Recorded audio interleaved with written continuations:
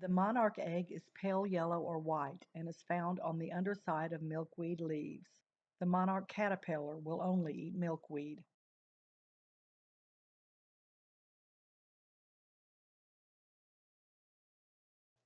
To keep the leaves from drying out, wrap the ends with strips of wet paper towels.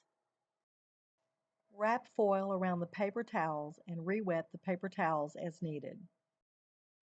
About 4 days after being laid, the eggs will turn dark when they are almost ready to hatch. A newly hatched caterpillar. Place a fresh milkweed leaf next to the caterpillar's head and wait for it to crawl onto the new leaf. I only keep the babies together for about 2 days. One sick caterpillar can spread disease and kill them all. When you separate the caterpillars, you will need to keep them in a container with fresh leaves added as needed. I like to use a butter tub with mesh screening on the top, which is held in place by the lid with the center cut out. This container is made of 2 shoe boxes. The center is cut out from the top one and mesh is hot glued on the outside. To make a hinge, holes are punched in the edges of both shoe boxes and tied together with twist ties or cable ties. This shoebox container has milkweed sprigs in cups filled with water to keep them fresh. This shoebox container has a sprig of milkweed with wet paper towels and foil laying on a clean, dry paper towel. One of these has a coffee filter instead of mesh because the caterpillars in this tub are small enough to crawl through the mesh. Caterpillar feces are called frass. Frass is moist and can grow bacteria, so clean the container often. I usually pick up the leaf the caterpillar is on and place it on a clean paper towel while I clean out the frass. Also, rinse and dry the container thoroughly. I also remove dry or wilting leaves as I clean out the frass. Occasionally, the caterpillar will stop eating and sit very still for a long time. Don't despair, it may be getting ready to shed its skin in order to grow larger. It will resume activity after it sheds its skin. Caterpillars eat a lot of milkweed. My larger caterpillars eat 6 or 7 large milkweed leaves per day. Make sure you have a good supply. The milkweed plant on the left can be brought indoors and placed in a mesh enclosure, making a more natural setting for your caterpillars. We gave away several plants that were in this garden. Next year it will be full again. We gave away several plants from this garden too because we had plenty, and we had heard of a person with lots of caterpillars who was running out of milkweed. After about 10 days, your caterpillar will crawl to the top of its enclosure and begin to make a silk pad. This caterpillar has made its silk pad.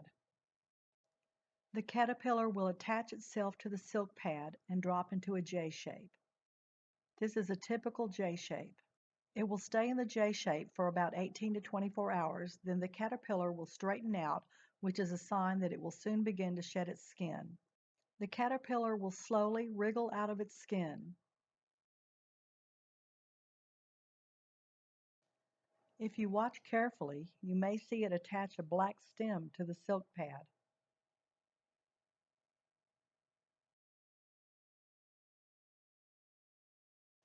It will continue to wriggle until it knocks off the dead skin casing. Then it will stop wriggling so much, and the accordion-like pleats at the top will begin to close together. This one is almost through. You can see it's not as long as it was when it started. I use an eclosing box for my chrysalises so I can film the eclosure. After this chrysalis was completely dry, I carefully moved it to the box. They can also be moved when they drop into their J shape. These were all moved to the eclosing box when they dropped into their J shape. This must be done very slowly and carefully. These were completely dry and hardened when I carefully moved them to the eclosing box. I moved them by carefully folding the mesh and attaching it to the PVC pipe with a straight pin. I don't touch the chrysalis while doing this.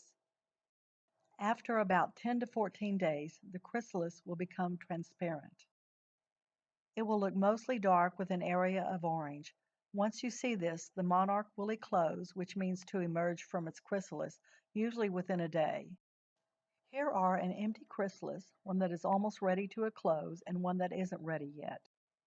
Notice the thread. These chrysalises fell when they were wriggling around. You can safely tie thread around the black stem and hang them from the PVC pipe. Here is a screen capture taken from a video of a monarch just beginning to eclose. This is another screen capture from the same video. This butterfly pumps fluid into its wings to uncrumple them.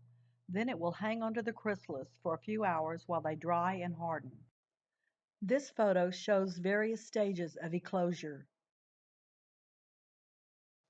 While it is hanging from its chrysalis, it'll drip a reddish fluid called meconium. When it's almost ready to fly, it will begin to move to a new place, usually by climbing higher. At this point, I usually move it to a larger mesh enclosure. This is not necessary, but I don't want the butterfly to fly around my house since I have a dog. This pop-up enclosure is about 48 inches tall. I keep the butterfly in the enclosure until it climbs to the top and begins to open and close its wings regularly. I also keep my chrysalises in here at night. I made this small enclosure from a mesh laundry hamper. I found a similar one for sale on the internet. These are handmade enclosures using pie tins, tomato cages, tulle, and ribbon. This butterfly has climbed to the top of the enclosure and has begun to open and close its wings regularly. It can be released outside if the temperature is at least 65 degrees. This monarch has just been released onto a flowering plant on the back patio. This one flew immediately to a thryallis bush. This one thought the queen butterfly looked happy on the blue mist.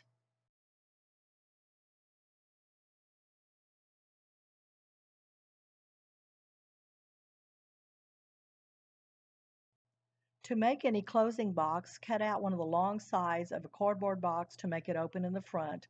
Remove or fold the lid flaps and tape them down to keep them folded down. About 3 or 4 inches in from the front of the box, cut a notch in the top edge of the box on both sides.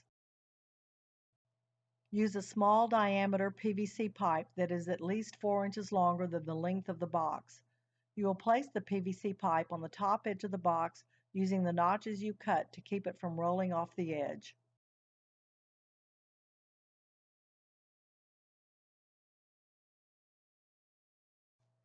Use straight pins to attach the mesh to the PVC pipe. This slideshow only depicts my suggestions.